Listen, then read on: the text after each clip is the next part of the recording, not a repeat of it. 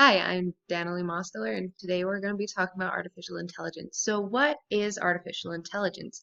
Artificial intelligence is a branch of computer science concerned with building machines that can complete tasks that usually require human intelligence.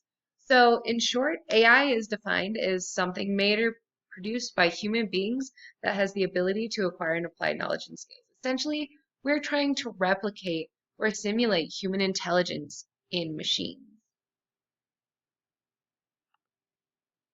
So the goals of AI. When creating AI, the most important part is the machine's ability to learn and adapt.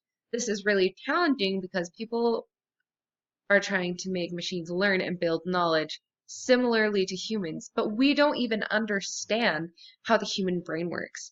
Thus, the more we understand how the human brain works, the more advanced AI can become.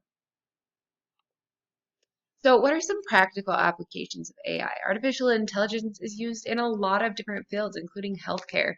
It's involved in most things that involve robotics, like Siri, Google Home, Alexa. Those all use AI.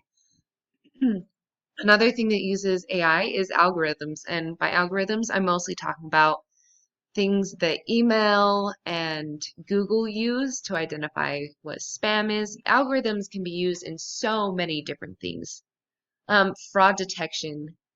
AI plays a big part in fraud detection, and that fraud detection plays a big part in a lot of different things. It includes banking, healthcare, e-commerce, other things like that. And then automated cars is something that AI is becoming really big in, and healthcare.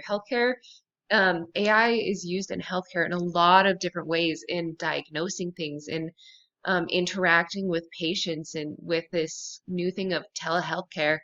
Um, and so AI is just a really big deal and it is used in a lot of different ways. And here are my works cited page. Thank you.